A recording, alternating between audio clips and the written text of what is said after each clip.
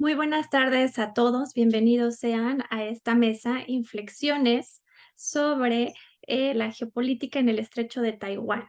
Hoy es día jueves 4 de agosto, les damos la bienvenida al grupo de estudios sobre Eurasia a esta mesa de debate en la que tenemos el placer de contar con distinguidos investigadores sobre China.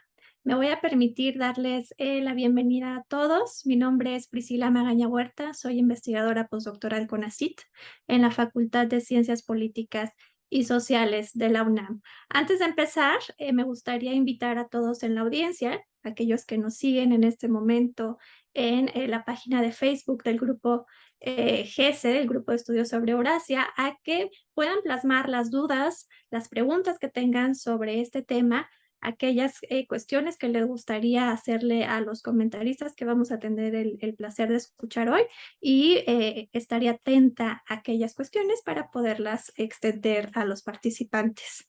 Me voy a permitir presentarles a las personalidades que tenemos el día de hoy. En primer lugar, tenemos a la profesora Marisela Connelly. Ella es doctora. La doctora Marisela Connelly es profesora investigadora del Centro de Estudios de Asia y África en el Colegio de México. Realizó sus estudios de doctorado en Columbia University en Nueva York. Ha realizado múltiples estancias de investigación en Beijing, Shanghai, Hong Kong y Taiwán. Imparte cursos sobre China y Asia-Pacífico en licenciatura, maestría y doctorado. Sus publicaciones recientes son como coordinadora del Anuario Asia-Pacífico 2019 y también es autora del capítulo sobre China. El Colegio de México fue publicado por el Colmex en el 2019. También, entre otras de sus publicaciones, vamos a tener este capítulo sobre China y América Latina, la dimensión económica, en el libro de Sebastián Bersic, Multiregionalismo y Multilateralismo. Perdón. Muchísimas gracias a la profesora Connelly, que también usó del reconocimiento a su trayectoria académica por la Universidad de Colima en 2010, por estar con nosotros. Para nosotros es un placer tenerla aquí. Les permito comentarles que la profesora Connelly ha sido profesora de todos los que aquí estamos reunidos, así que para nosotros es un enorme orgullo poderla tener en esta actividad del Grupo de Estudios sobre Eurasia. También tenemos a doctora, por favor. No, el gusto es para mí el estar aquí con todos ustedes y sobre todo verlos efectivamente a todos que han sido mis estudiantes, han pasado por las aulas del Colegio de México. Gracias, profesora. También tenemos con nosotros al maestro Eduardo Exilia Pango, que es profesor investigador de la Universidad Autónoma Metropolitana en la Unidad Xochimilco, en la licenciatura, perdón, en el Departamento de Cultura y Poder. El profesor Exilia Pango ha sido ha publicado diversos estudios y análisis sobre China, su geopolítica y las relaciones con América Latina en diversos libros. También es autor de el libro, ay, Lalo, aquí se me pasó, por favor, me dices, se me borró el nombre, ¿me dices cómo se llama tu libro? Así, Caminos al Siglo del Pacífico. Excelente, Lala. Pues muchas gracias. También para nosotros es un placer estar aquí contigo. Además es miembro fundador de hecho del Grupo de Estudios sobre Eurasia. Así que muchas gracias por estar aquí con nosotros. También le damos la bienvenida a la maestra Itzel Martínez. Ella es maestra en estudios de Asia y África con especialidad en China por el Colegio de México. Actualmente es doctorante en el programa de Relaciones Internacionales de la Facultad de Ciencias Políticas de la UNAM. También ha escrito un artículo sobre Taiwán en el Anuario Asia-Pacífico publicado por el Colegio de México. Muchísimas gracias, Itzel, por estar con nosotros. Gracias a ustedes por la invitación. Excelente, pues una vez que ya hemos presentado a nuestros invitados, vamos a dar un brevísimo bosquejo para darle voz a nuestros participantes sobre lo que vamos a analizar en esta mesa. Pues bueno, como ustedes saben, en estos días, la presidenta de la Cámara de Representantes, Nancy Pelosi, ha hecho una visita muy breve a Taiwán, 20 horas, pero esta visita ha sido demasiado significativa en la relación entre la República Popular China y Estados Unidos, en la que, como todos sabemos, se basa en el principio de una sola China. Taiwán ha sido uno de los enclaves geopolíticos más importantes en la estabilidad e inestabilidad de la región, pues enmarcada en este cuestionado poder cuasi hegemónico que Estados Unidos ha querido influir en Asia Oriental. Y pues bueno, la presidenta de la Cámara de Representantes, Nancy Pelosi, ha hecho lo que en 25 años ningún otro máximo representante político de Estados Unidos ha hecho. Ha pisado tierras taiwanesas y pues ha visitado a representantes de movimientos democráticos, no solamente en Taiwán como la presidenta de Taiwán, sino también aquellos movimientos, aquellos representantes de movimientos prodemocráticos en Hong Kong. Las reacciones por parte del gobierno de Xi Jinping han sido varias, desde sanciones económicas hasta, por supuesto, el lanzamiento de ejercicios militares desde Pingtang, en la que pues el portavoz del Ministerio de Defensa Nacional de Taiwán ha reconocido estos ejercicios que fueron disparados hacia las aguas del noreste y sureste de Taiwán el día de hoy, tiempo de Taiwán, a la 1:56. Entonces, vamos a tener la siguiente dinámica. Vamos a hacerle una serie de preguntas a nuestros invitados. Van a tener 5 minutos aproximadamente para responderlas y incitamos a nuestra audiencia en Facebook para que plasme sus dudas. Bueno, la primera pregunta es, desde su enfoque de análisis, ¿cuáles han sido y cuáles serán los efectos de esta visita de Nancy Pelosi en la política exterior de China de aquí en adelante en su relación con Estados Unidos? Profesora Marisela, si le parece bien, comenzamos con usted. Muchas gracias. Bueno, nosotros tenemos en este momento un escenario internacional muy complicado. Y esta situación que se está dando en el estrecho de Taiwán, precisamente por eso es tan delicada. Porque ya hemos visto cómo el antagonismo entre Estados Unidos y China, bueno, ha ido avanzando cada vez más. Y para China es una situación en donde se percata de que Estados Unidos trata de provocarla, trata de que el gobierno chino responda de una manera agresiva, y pues todo eso nos está llevando precisamente a ver cómo cada vez más se están conformando los grupos en el escenario internacional. Por un lado, vemos a Estados Unidos con Biden, que está aglutinando a sus socios europeos, que siempre habían tenido una posición bastante moderada con respecto a China, y ahora están haciendo declaraciones graves. Yo las tacho de graves porque pues están antagonizando a China. Y qué decir del escenario asiático, ¿no? Estamos viendo un Japón que es cada vez más agresivo con respecto a China, que está temeroso precisamente de las acciones que tome China y que tengan repercusiones en su territorio. Por el otro lado, bueno, lo que estamos viendo es cómo la situación en el estrecho de Taiwán cada vez se hace más volátil. Porque, por un lado, vemos este fortalecimiento del gobierno del Partido Democrático Progresista con todo este apoyo que le está dando el gobierno de Estados Unidos. El que fuera Nancy Pelosi fue un espaldarazo tremendo para Tsai Ing-wen, la líder de Taiwán. Entonces, ¿qué es lo que podemos ver en el futuro? Ahorita ha sido muy, muy cautelosa la República Popular China en su respuesta. Y eso le ha traído críticas dentro de la misma China, porque ahora recordemos que las redes sociales son muy activas en China a pesar de todas las restricciones que tienen. Y muchos han criticado el que China no derribara el avión de Pelosi o que simplemente ya tomaras medidas contundentes para tomar Taiwán. Entonces ahí vemos, ¿no?, cómo cada vez se están polarizando más las fuerzas. Y bueno, yo aquí termino porque si no ya son 5 minutos y no dejo hablar a mis colegas. Muchas gracias, profesora Marisela. Ha tocado puntos estratégicos. Profesor, adelante, adelante, Lalo.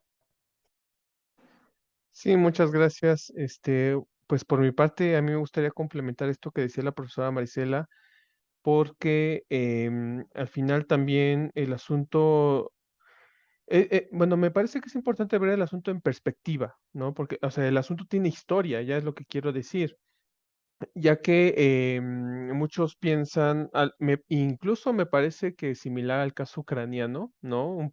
Que hay una intención ahí de como de equipararlos, no sé por qué, pero y similar al caso ucraniano, ya hay una historia detrás que de repente, pues hay una tendencia a omitir y cuando pasa lo que está pasando ahora en el estrecho de Taiwán, recordemos, la presidenta Tsai Ing-wen acaba de lanzar un comunicado público donde pide a la población prepararse, ¿no? Para posibles ataques, sobre todo cibernéticos, caídas de páginas web y toda esa situación.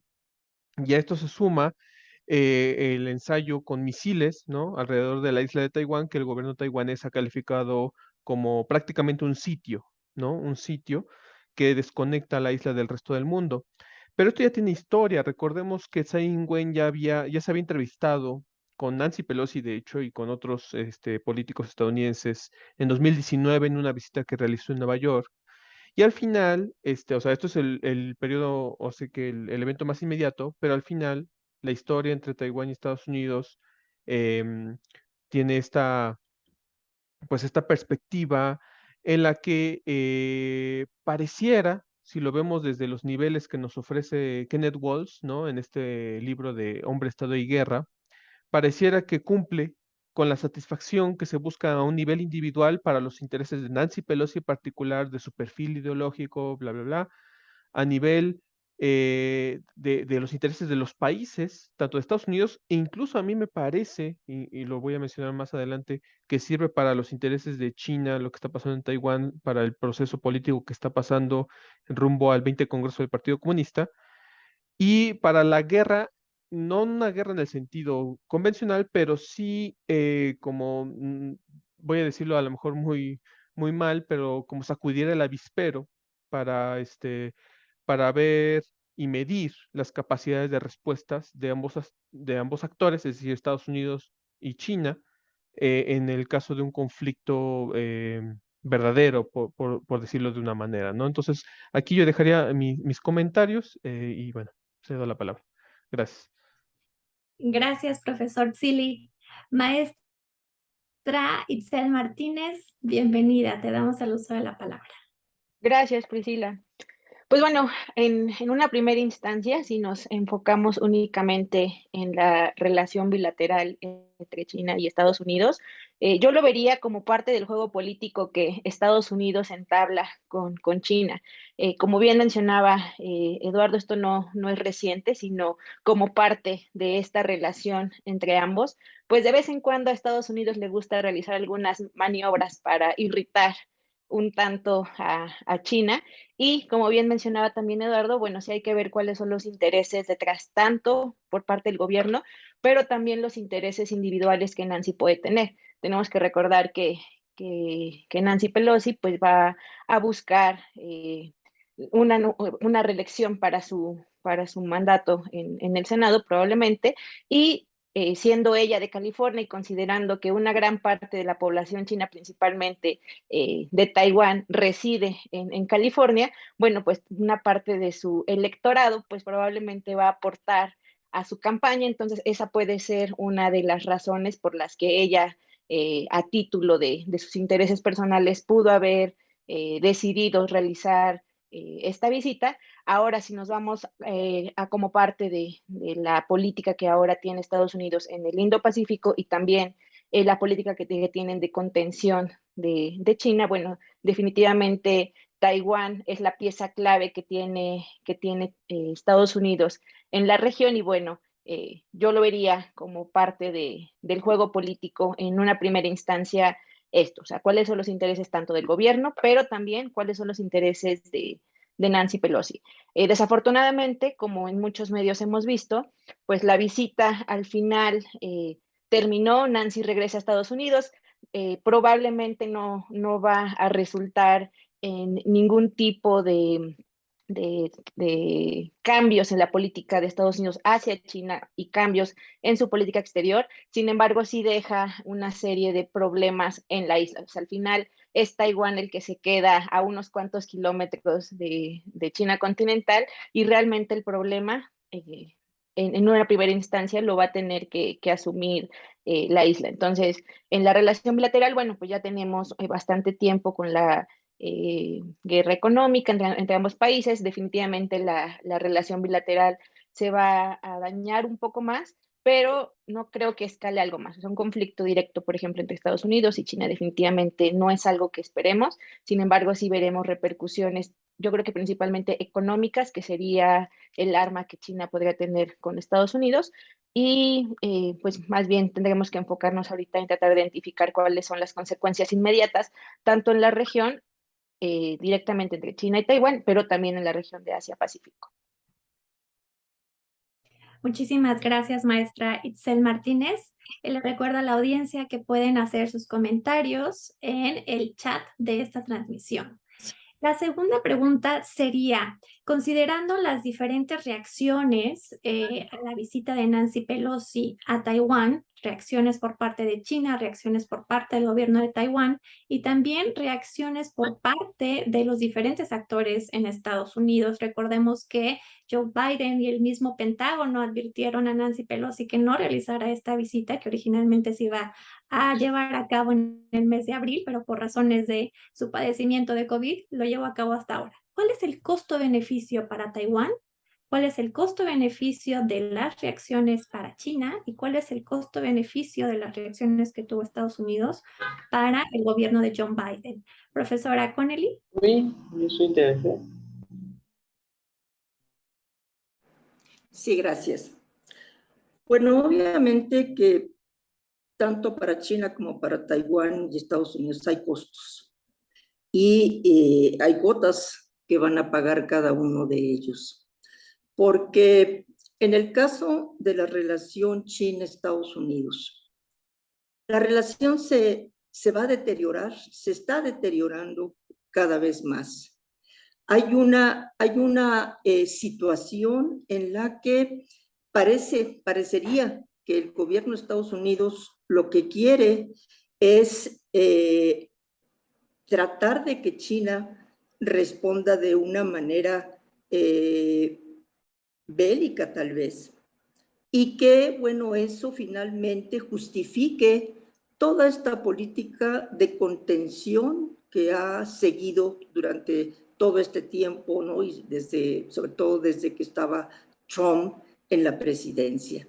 Y por el otro lado, bueno, el gobierno de Estados Unidos quiere minimizar todo esto y diciendo, bueno, ¿por qué los chinos están haciendo todo este escándalo?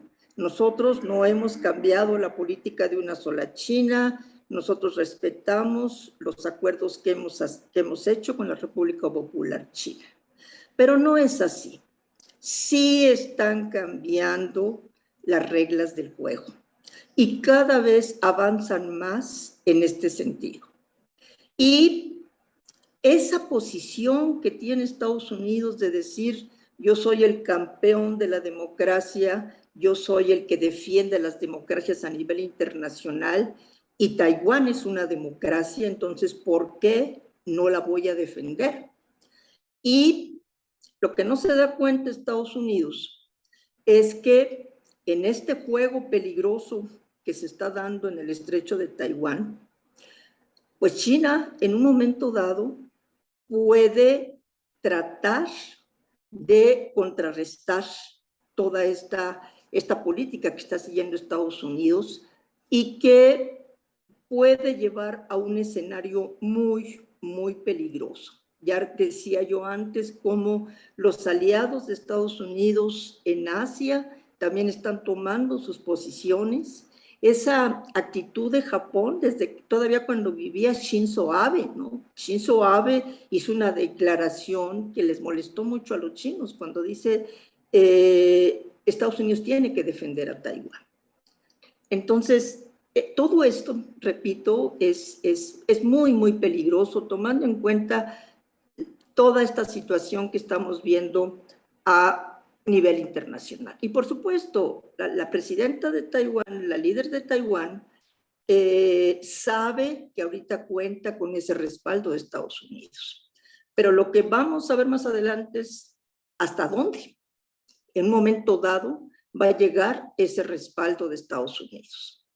Y de parte de la República Popular China, bueno, estamos viendo toda esta respuesta que está dando, ¿no? Con estos ejercicios militares, con la suspensión de importaciones de productos chinos, que está afectando seriamente a los exportadores de Taiwán. También la discusión que se está dando dentro de Taiwán, porque hay grupos, bueno, que siguen al Partido Nacionalista, al Kuomintang, que no están nada contentos con esta política que está siguiendo Tsai Ing-wen. Y por el otro, bueno, todos estos grupos que sí están apoyando, ¿no?, estas políticas. Entonces, bueno, ya veremos cómo se va dando este escenario, ¿no? Termino. Gracias, profesora. Eduardo Zilli. Sí, muchas gracias. Pues por mi parte, yo me atrevería a sugerir que al final Taiwán, y vuelvo a lo mismo, ¿no? Si podemos equipararlo como con el caso de Ucrania, lamentablemente se convierte en un peón más del tablero geopolítico regional. Taiwán, en este sentido, o sea, yo coincido con la profesora Marisela cuando dice que la profesora Tsai Ing-wen, la presidenta, perdón, Tsai Ing-wen, tiene la confianza, ¿no?, del respaldo, porque recordemos que el partido de la presidenta es mucho más, o sea, tiende a buscar mucho más a Estados Unidos que el Kuomintang, ¿no? Recordemos que con base en la historia, el Kuomintang, pues ya tenía este acercamiento histórico con el Partido Comunista de China. Entonces, el Partido Demócrata o Democrático, perdón, busca de alguna manera distinguirse, ¿no?, en su forma de quehacer político, y el único pilar, por así decirlo, resulta ser Estados Unidos, ¿no? Por eso este estrechamiento de relaciones. Y aquí habría de destacar que a nivel de centros de pensamiento o de think tanks, incluso de tomadores de decisiones, pero a nivel legislativo, como algunos congresistas estadounidenses, ha existido este famoso lobbying muy, muy intenso para mantener los vínculos entre Estados Unidos y Taiwán, y ha sido Taiwán el que ha destinado mucha parte de sus recursos para poder hacer este lobbying y mantener la causa taiwanesa en Estados Unidos. Y entonces, bueno, Taiwán de alguna manera busca mantenerse en el mundo, y eso implica mantenerse en la perspectiva de Estados Unidos, ¿no? Y con esto lo dejaría. Muchas gracias. Gracias, profesor. Maestra Itzel, por favor. Sí, bueno, si tratamos de identificar cuáles son los costos y beneficios por región, en primera instancia con Estados Unidos, yo diría que uno de los beneficios que tiene con este aumento en las tensiones es que alimenta el discurso en hacer ver a China como una amenaza para la estabilidad regional. O sea, el hecho de ver cuál es la respuesta que va a tener China ante la visita lo hace ver como este actor que sigue siendo un peligro para la región, que puede desestabilizar la zona. Si lo vemos en las pérdidas que puede tener al interior de Estados Unidos esta visita, bueno, en primera instancia, pues crea tensiones al interior del partido y también entre los congresistas. Como hemos visto, la opinión está muy dividida en cuanto a qué tan acertado fue que se llevara a cabo la visitación, ¿no? Entonces, por un lado, pues sí tiene el apoyo de una parte de los demócratas, pero también ha creado tensiones al interior. Ahora, si nos vamos en los beneficios que ha tenido China de esta visita, yo diría que tendríamos que ver que en épocas de crisis el gobierno chino trata de sacar ventaja. Por ejemplo, en el 2019, cuando fueron las protestas en Hong Kong, una de las grandes ventajas que tuvo el gobierno de Xi Jinping fue que lanzó la Ley de Seguridad Nacional como consecuencia de las protestas, y al ver la respuesta internacional que estaba viendo a las protestas, ahora vemos que, por ejemplo, muchos de los analistas lo que han identificado es que esta crisis puede derivar en que se justifique la implementación de nuevas medidas y políticas militares, e incluso esto puede terminar en medidas legislativas como la creación de una nueva ley de unificación, por ejemplo, o hacer algún tipo de complemento a la ley antisecesión que se promulgó en el 2005. Entonces podemos yo vislumbraría que puede tomar ventaja de la crisis, sobre todo para reforzar el discurso y el proyecto que tiene del proyecto de reunificación de China. Yo creo que con esto el gobierno de Xi Jinping, bueno, alimenta y puede reforzar el proyecto que tiene de reunificación y decir, bueno, aquí está latente la amenaza que tenemos por actores externos, entonces esto va a reforzar su discurso. Pero sobre todo yo lo vería como las medidas que se pueden implementar. Además, esto va a permitir que en un futuro el gobierno chino pueda justificar el aumento de la presencia militar en el estrecho. Seguramente en el mediano y largo plazo vamos a ver que va a haber un mayor despliegue militar, tanto marítimo y probablemente aéreo, pues se va a poder justificar el aumento, por ejemplo, de las tropas chinas cerca del estrecho. Entonces yo vería ahí como las ventajas que está teniendo China de esta crisis. Ahora, si nos vamos con Taiwán, la primera desventaja que yo le veo van a ser los efectos económicos, como bien mencionaba la profesora Connelly. El hecho de que se suspendan, me parece que ya van más de 100 productos que se han suspendido la importación, principalmente agroalimentarios, y ahora que estamos a la mitad de una crisis económica y que el tema de los productos alimentarios está siendo parte de la crisis, yo creo que para la industria taiwanesa pues va a ser un golpe muy duro, definitivamente, porque estamos hablando que aproximadamente el 35% de su comercio va dirigido hacia China continental. Entonces, el aumento de las sanciones definitivamente va a tener un impacto económico. El sector que probablemente no se va a ver afectado directamente por sanciones es el de los semiconductores. Sin embargo, yo creo que va a tener algunas afectaciones indirectas, principalmente en logística. Ahorita con los ejercicios militares, bueno, pues está cerrando el paso marítimo, el espacio aéreo. Hasta en la mañana me parece que había más de 700 vuelos que habían sido redirigidos y ya habían casi 100 que habían sido cancelados. Entonces, al final son costos para las operaciones de las empresas en Taiwán, y que al final va a ser un costo que lo van a terminar absorbiendo las industrias tecnológicas alrededor del mundo. Pues la producción de semiconductores, de los principales productores, pues está en esta área.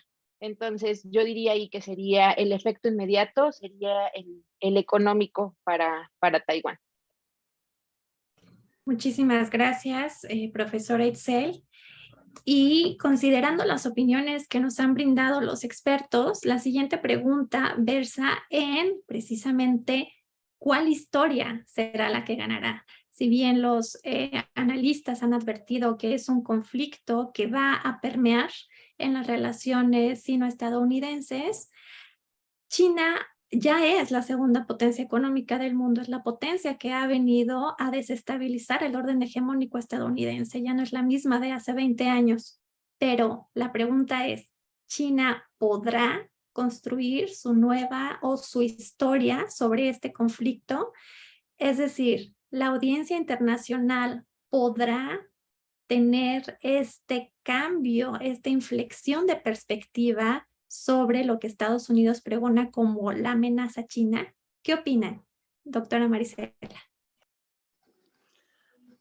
Bueno, indudablemente que la perspectiva sobre el conflicto en el estrecho de Taiwán está cambiando. está cambiando de una manera rápida y el gobierno chino está tratando de hacer un análisis de la situación, de que finalmente se pueda llegar a una solución de este conflicto. Todo se ha complicado desde que el Partido Democrático Progresista logró obtener la presidencia en 2016, porque la idea finalmente era que el Kuomintang siguiera en el poder, que se siguieran haciendo toda esa serie de acuerdos que llevaron prácticamente a la integración de las dos economías. Todo eso se está dislocando. Y Estados Unidos sigue jugando la carta de Taiwán en las relaciones con China.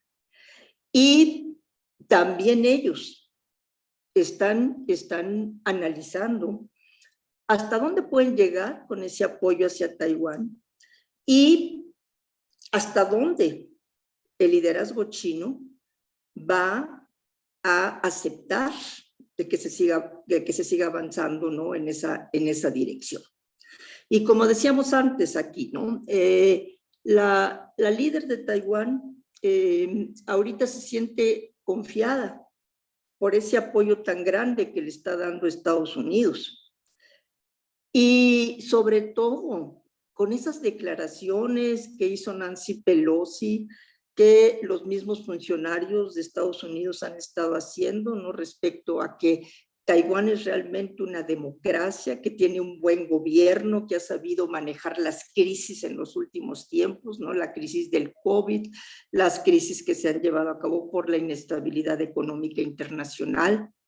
Entonces, eso la ha fortalecido mucho y tiene gran confianza en esa relación con Estados Unidos.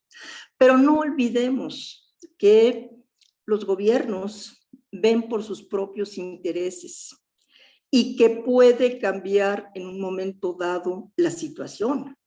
Y entonces Estados Unidos quizás se dé cuenta de que es mejor privilegiar una buena relación con China que seguir apoyando al gobierno de Taiwán. Y en el lado chino también. En el lado chino, bueno, estamos viendo que el gobierno de Xi Jinping, a pesar de todas las críticas que ha tenido a nivel interno, se ha mostrado, pues podríamos decir, paciente, ¿no? Con esa paciencia que se tiene en China. ¿Por qué? Porque ahorita todo es muy frágil. Como aquí se había comentado también, ya se viene el 20º Congreso del Partido Comunista Chino. Ahí se van a definir muchas cosas, entre ellas el liderazgo de Xi Jinping. Entonces, por eso ahorita tienen que tomar las cosas con cautela. Por eso la justificación que ellos dieron para que no se tomara una medida más contundente es que dicen China es un país pacífico, es una potencia responsable. Entonces no puede tomar medidas que vayan a afectar la estabilidad de la región asiática y en general la estabilidad a nivel internacional.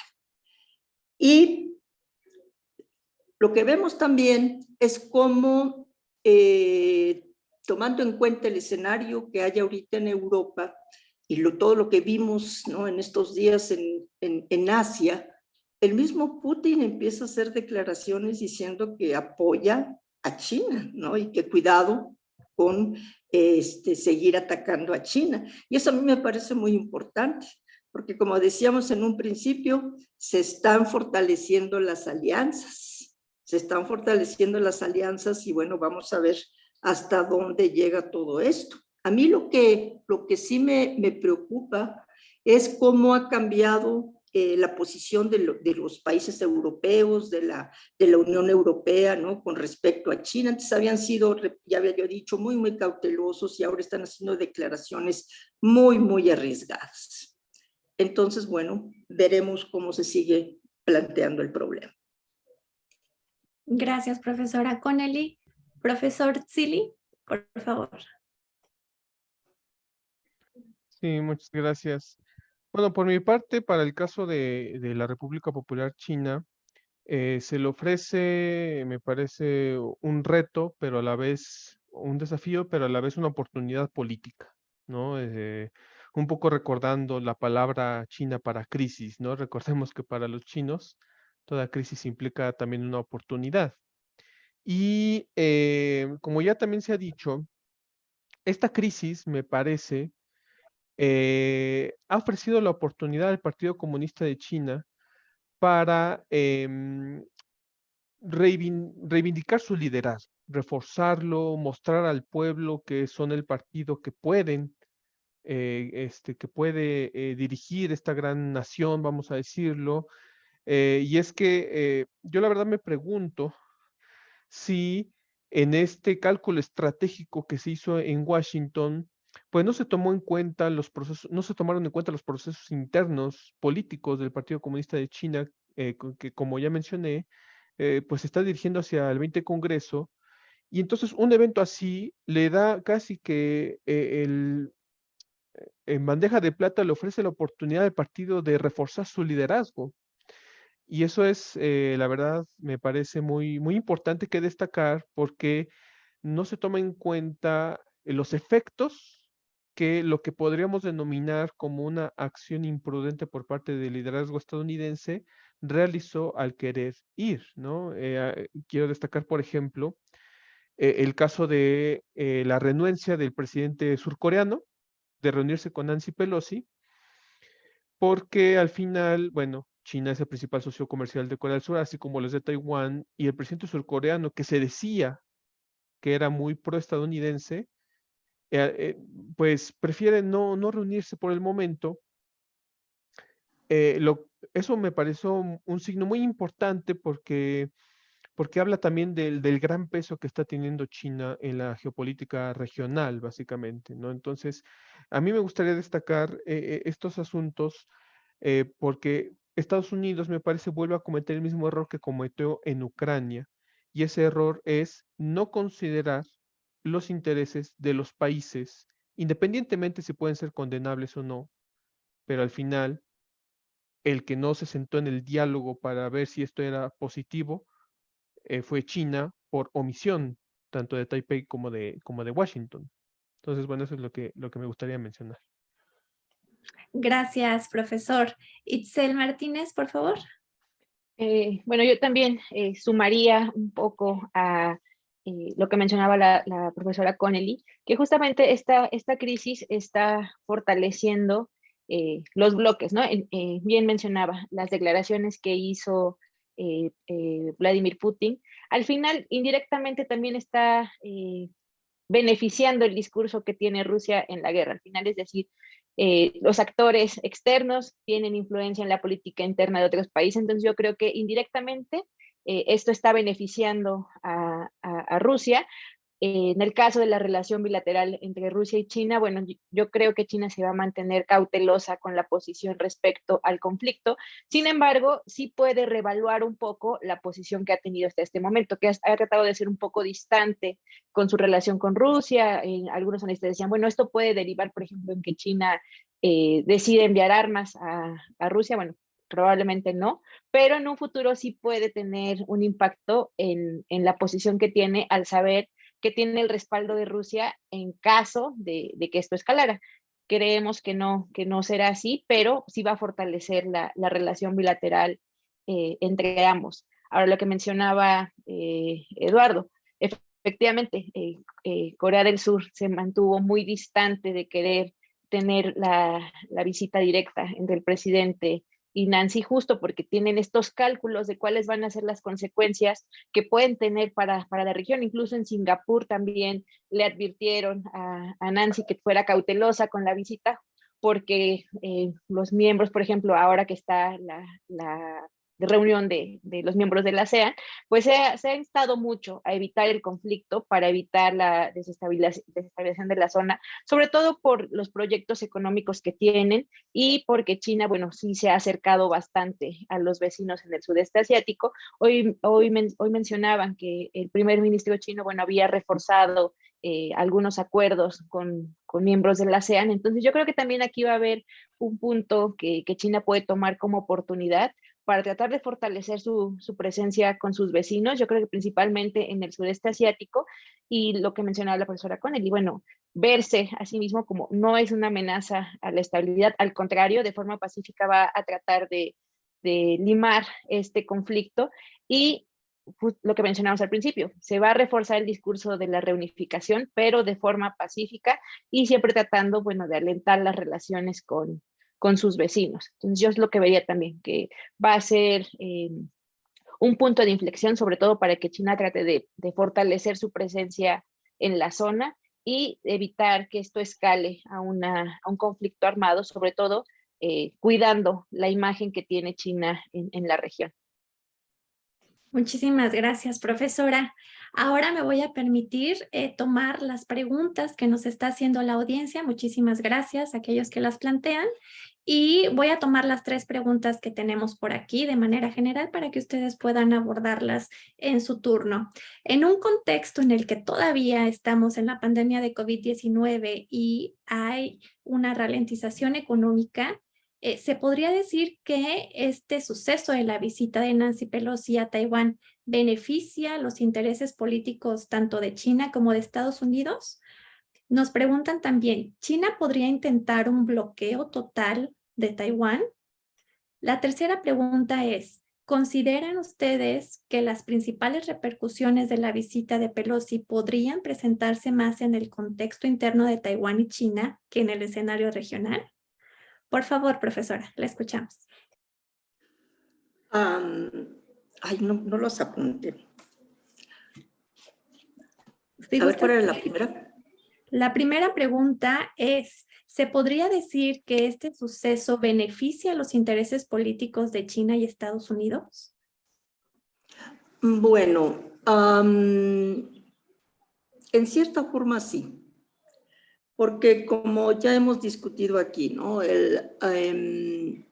Pues Estados Unidos está esperando las elecciones intermedias y pues es muy importante no ganarse al electorado. Recordemos también que hay población sinoamericana, ¿no? Que pues está pensando en a quién le va a dar su voto. Entonces, en ese sentido, pues sí es muy importante, ¿no? Para Estados Unidos ver cómo se van posicionando las fuerzas, ¿no? En estas elecciones intermedias, sobre todo porque el gobierno de Biden ha tenido pues serios problemas precisamente por las políticas que ha seguido en los diferentes aspectos, no simplemente lo de la pandemia, la cuestión económica, que recordemos que ahorita ya Estados Unidos está en recesión técnica, ¿no? Entonces son muchas cosas que están en medio de todo esto, ¿no? Y respecto a China, bueno, ya hemos comentado aquí, China está ahorita en un momento muy importante porque se van a definir muchas cosas en el 20º Congreso que vamos a tener en el mes de noviembre. Al mismo tiempo, yo creo que sí se está trabajando muy fuerte en China, sobre todo las decisiones que se van a tomar una vez que se lleve a cabo el 20º Congreso respecto a toda esta problemática que se tiene con Taiwán. ¿Qué es lo que se va a hacer? Se le va a apretar, ¿no? Para que finalmente se pueda dar el proceso de unificación. ¿Qué reacción va a tener Estados Unidos con respecto a esta posición de China, ¿no? Entonces es complicado en ese sentido, ¿no? Y tenemos que esperar a ver qué es lo que finalmente vamos a ver en ese mes de noviembre, que va a ser crucial, ¿no? Ok, profesora. La segunda pregunta era, ¿China podría intentar un bloqueo total contra Taiwán? No, yo creo que en estos momentos China no va a tratar de hacer un bloqueo total, porque, bueno, eso tiene muchas implicaciones, que China ahorita no quiere tener mayores problemas. Y eso, pues, lo hemos visto precisamente en todas las declaraciones que han hecho funcionarios chinos, no solamente a nivel político, sino también militar. Entonces es simplemente llevar estos ejercicios militares, que sí son ejercicios militares profundos, porque bueno, ustedes han visto las noticias, ¿no?, de todo lo que ha estado haciendo China, pero no creo que llegue a un bloqueo militar. Muchas gracias, profesora. Me parece que ya también se respondió la tercera pregunta que era planteada por nuestra compañera Rosángel Hernández. Le mandamos un saludo. Y su pregunta era, ¿consideran que las principales repercusiones de la visita de Pelosi podrían presentarse más en el contexto interno de Taiwán y China que en el escenario regional? Bueno, en el contexto interno de Taiwán ya habíamos comentado aquí en este panel que pues sí se da un fortalecimiento del partido, de la líder de Taiwán, de la misma figura de esta líder, ¿no? Y ellos esperan, bueno, que esto siga fortaleciéndolos para pues poder tomar acciones en ese tiempo que todavía les queda por gobernar, ¿no? Porque no sabemos qué va a pasar después, ¿no? Si van a poder seguir en el poder o va a regresar el Kuomintang, ¿no? Entonces, tendríamos que ver cómo se da este escenario. Pero ya también habíamos comentado cómo el que China esté imponiendo sanciones económicas, que le esté poniendo restricciones a las importaciones de productos taiwaneses, bueno, pues eso también está haciendo que esa parte de la población afectada pues empiece a mostrar su descontento con el gobierno de Tsai. Gracias, profesora. Profesor Tsili. Sí, muchas gracias. En relación a la pregunta si este evento beneficia la política interna de tanto de China como de Estados Unidos, bueno, a mí me gustaría mencionar que lo que decía antes, ¿no? Puede representar tanto una oportunidad como un desafío a resolver. Y bueno, en el caso de la política interna de China, esto es una oportunidad perfecta, me parece, en un escenario muy interno para fortalecer el liderazgo de Xi Jinping, ¿no? Que como ya se ha dicho en el 20 Congreso del Partido Comunista, que parece ser, pues, en el que parece ser se va a renovar el liderazgo de Xi Jinping, pues se ofrece el caldo de cultivo para poder al final fortalecer el liderazgo, mostrando a la sociedad china que son un gobierno que al final cumple lo que promete. Y como decía la profesora Marisela, ya se ha mostrado en redes sociales chinas una suerte como de decepción de la tibieza de la respuesta del gobierno, lo que al final presiona al gobierno para que tome medidas un poco más contundentes. Y a esto se suma este nuevo tipo de táctica, no necesariamente militar, pero sí de sanciones económicas, ¿no? Y para el caso de Estados Unidos, como también ya se ha dicho, pues también hay un contexto de electoral, ahí están las elecciones intermedias para la renovación prácticamente de todo el Congreso y parte del Senado, y eso, pues sirve. Y es que también habría que ver esto en una perspectiva un poco más grande, porque Estados Unidos, en el contexto del liderazgo de Biden, parece ser que está apostando por querer fortalecer su liderazgo mundial, ¿no? Porque esto que pasó en Taiwán se tiene que ver en un contexto amplio sobre las decisiones que tomó Washington para lo de Ucrania y también la decisión que se tomó para asesinar al líder de Al Qaeda, que, como decía el profesor Moisés Garduño, en Twitter publicó, parece ser que ahora los liderazgos estadounidenses basan su legitimidad y popularidad asesinando a los líderes de Al Qaeda. Entonces, teniendo esto en contexto, es decir, esta acción militar contra Al Qaeda, esta acción política en Taiwán y la acción también política y militar en Ucrania, son, podríamos decir, patadas de ahogado que Washington está dando, sobre todo el gobierno demócrata, para poder reafirmar su liderazgo en el mundo, ¿no? Ese sería como los beneficios que yo estoy viendo en atención a esta pregunta que habían mencionado. Profesor, ¿quisiera ahondar en alguna otra de las dos preguntas que tenemos? Sí,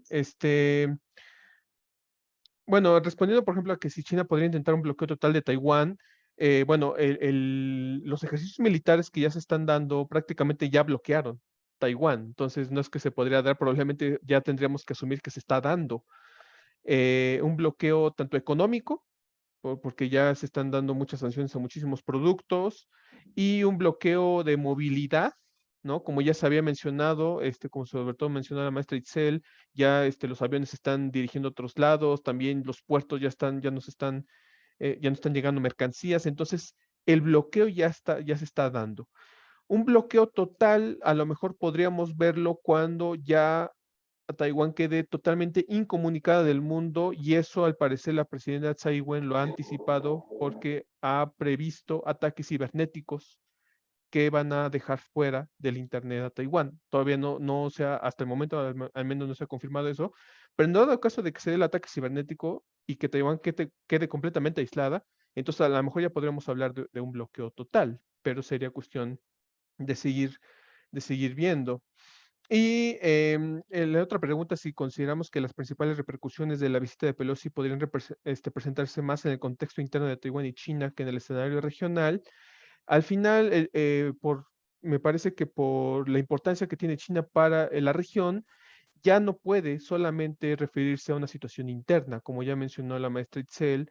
Al final, países del mismo sureste de Asia o la reacción de Corea del Sur hablan de que esto ya dejó de ser una cuestión de política interna de China, lo cual habría que evaluar porque esa es la narrativa de China. No se metan con Taiwán porque esa es parte de la política interna de China, pero ya dejó de ser un asunto estrictamente interno, ¿no? Y a lo mejor esto es la oportunidad política que Taipei estaba buscando para poder hacer el lobby político entre sus socios comerciales de Asia para poder fortalecer su causa. Gracias, profesor. Maestra Itzel, por favor. Sí, bueno, contestando la primera pregunta, ¿cuál es el beneficio? Si hay un beneficio para Estados Unidos y China, bueno, como lo mencionaban anteriormente, efectivamente hemos identificado que sí hay algunos beneficios, sobre todo de un tanto políticos. Sin embargo, en el escenario de la pandemia en la que todos nos encontramos, yo creo que el efecto económico definitivamente es el que a todos va a perjudicar, considerando que vivimos en un mundo económicamente interconectado en el que las cadenas de suministro que se ven afectadas en cualquier parte del mundo definitivamente tienen una repercusión directa en la producción de otros productos. Por ejemplo, hablábamos de los semiconductores. Al final, esto es una repercusión no solamente regional. Estados Unidos depende de las importaciones de semiconductores, tanto de Taiwán como de China, y esto va a derivar en un aumento en el costo final de productos de alta tecnología que van desde refrigeradores, celulares hasta automóviles. Entonces tenemos varios meses, y no es que todo el último año de la pandemia, en el que el costo de los vehículos se disparó. Entonces definitivamente es un efecto rebote que va a afectar a todos, pero pues principalmente a las industrias más importantes en Estados Unidos. Por ejemplo, ayer algunos miembros de Apple ya empezaban a demostrar su inconformidad de las tensiones porque decían eso, que justo la llegada de chips se iba a ver interrumpida, y al final esto es un aumento en los costos que es la industria la que los tiene que absorber. Hablábamos de las interrupciones logísticas en el momento en el que se cerró el espacio marítimo, y que ahorita, al menos hasta el domingo que se van a llevar a cabo los ejercicios militares, bueno, estamos hablando de 6 días, que son costos económicos que las industrias van a tener que absorber porque aumentan los costos de transporte. Entonces, hablábamos al principio, van más de 900 vuelos que han sido desviados, otros más que han sido cancelados, y también está el temor, por ejemplo, que entre las sanciones que China pueda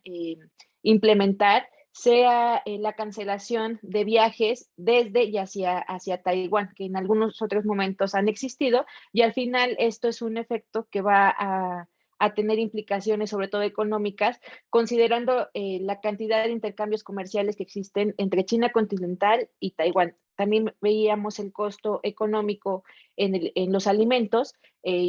Me parece que son más de 3.200 productos alimenticios que están en la lista de importaciones de China, y nada más en un día se suspendió la importación de 2.000. Entonces estamos hablando de grandes cantidades de productos que se van a ver afectados y que repercuten en el costo de los alimentos en ambos lados. Entonces ahí sí vemos el costo-beneficio, pues sí se tiene que evaluar qué tanto políticamente se gana, pero también económicamente eso en qué va a derivar. Al final, algunas de las acciones de cohesión económica que puede estar teniendo China respecto a Taiwán, y esto iría encaminado también a responder la segunda pregunta, es que efectivamente yo creo que va a seguir implementando algunas sanciones económicas. No creo que busque hacer un bloqueo total, salvo estos 6 días que se están llevando a cabo los ejercicios, pero hacer un bloqueo total implicaría repercusiones económicas para China, como es el tema de los semiconductores. Entonces yo creo que en algunas industrias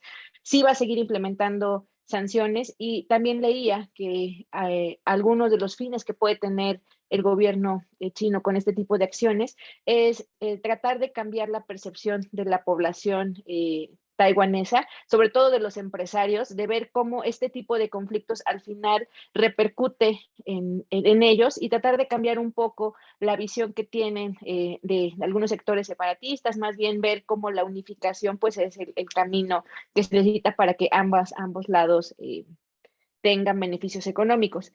Y para la tercera pregunta, definitivamente no afecta únicamente a Taiwán y a China, es un efecto de cambios geopolíticos regionales, y al final son cambios geopolíticos internacionales completamente. Veíamos que va a tener un efecto en Estados Unidos, en la política interna de Estados Unidos. Mencionábamos que indirectamente está teniendo un efecto en el conflicto en Ucrania, y pues definitivamente va fortaleciendo y creando bloques. Entonces definitivamente el efecto es un efecto dominó, dadas las relaciones que existe, principalmente porque estamos hablando de China, que es el principal socio comercial de una gran cantidad de países en el mundo. Entonces el efecto no puede quedarse únicamente en la zona, considerando las relaciones principalmente económicas que China tiene con una gran cantidad de actores internacionales.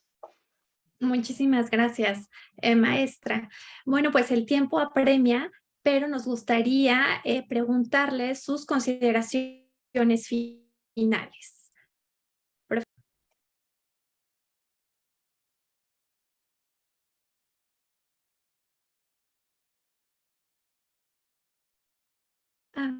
Tiene su micrófono apagado, profesora Connelly. Perdón. Decía que tenemos que seguir observando los acontecimientos, ¿no? Durante este tiempo, para poder entender cómo va a ir evolucionando esta situación en el estrecho de Taiwán, y la misma posición de Estados Unidos, de China y del mismo Taiwán. Lo que sí creo que podemos tener muy claro es que China va a hacer un estudio y un análisis muy cuidadoso de todo lo que ha implicado esta crisis, de las acciones de Estados Unidos, de las mismas acciones de la líder de Taiwán y de su partido, para poder más adelante ya poder decidir qué política se va a seguir con Taiwán y hasta dónde se puede esperar que China definitivamente pueda recuperar la isla. Porque ese es el otro punto, ¿no? Yo sí siento que el gobierno de la República Popular China ya quiere llevar a cabo esa política que lleve finalmente a la unificación, de una o de otra manera, porque entre más tiempo pase, va a ser mucho más difícil, por todos los cambios que estamos viendo que se están dando a nivel internacional y pues a nivel interno, ¿no? En las políticas de cada uno de estos países que están involucrados en el conflicto. Gracias, profesora. Profesor Zilli, lo escuchamos. Sí, muchas gracias. Rápidamente, y sobre todo también en atención a una pregunta que se había dejado en el chat sobre si en Taiwán se considera que Estados Unidos intervendría militarmente para ayudar a Taiwán, y un poco en coincidencia con lo que dice la profesora Marisela. Al final, recordemos que la intención política de la República Popular China es la unificación. Hasta este momento, recordemos, China se considera un estado fragmentado, con una soberanía fragmentada, producto de el siglo de la humillación. Entonces, es una situación de reivindicación histórica que, recordemos, es parte de la legitimación del Partido Comunista.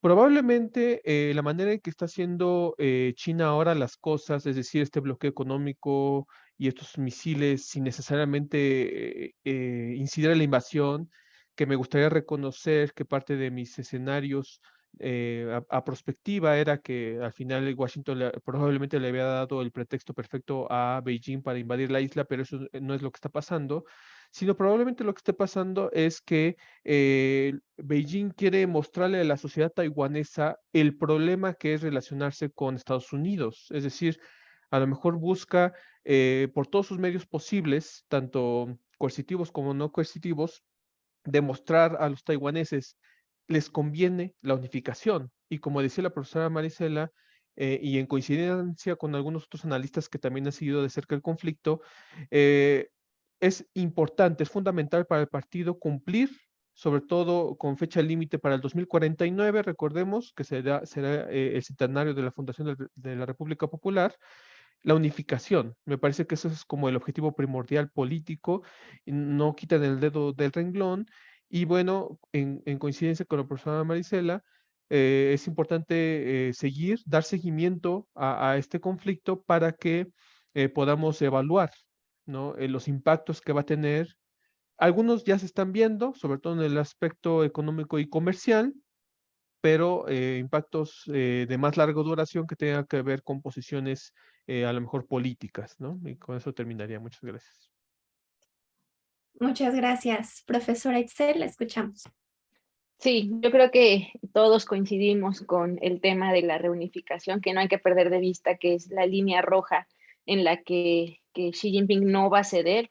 Por eso al principio de nuestra charla decíamos, y también lo mencionaba Eduardo, Taiwán se ha convertido en este peón en el tablero en la región porque es una línea roja que China no va a dar paso atrás, no va a mover la posición que tiene.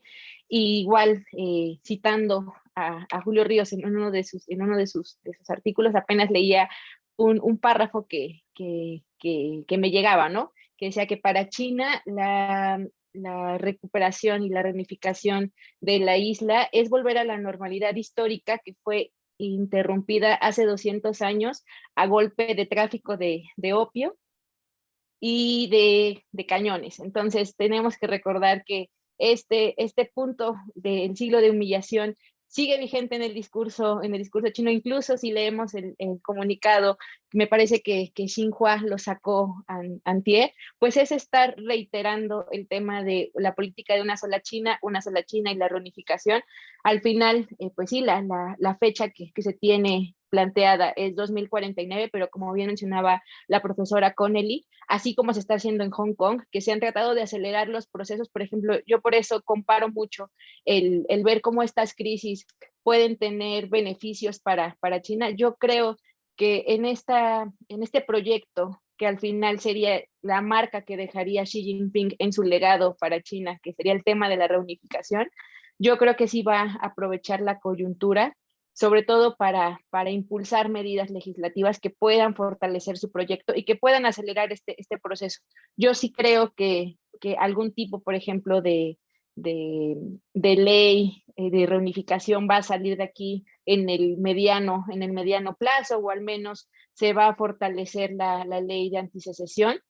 Entonces, sí, yo no perdería de vista lo mismo, el tema de la reunificación, sobre todo por este pasado de humillación que China aún sigue teniendo en su discurso y en la política que está siguiendo. Excelente, maestra. Pues muchísimas gracias a los panelistas. En nombre del grupo de estudios sobre Eurasia, les damos la más sincera felicitación a los panelistas y agradecimiento a la audiencia que nos sigue en la página de Facebook. Para ellos, les pedimos que no se pierdan las actividades que estamos teniendo en torno a los análisis de esta región euroasiática. Muchísimas gracias a la doctora Marisela Connelly, muchísimas gracias al profesor Eduardo Tzilia Pango y muchísimas gracias también a la profesora Itzel Martínez por acompañarnos esta tarde. Que estén muy bien. Hasta pronto. Hasta pronto, hasta pronto. Hasta pronto, gracias.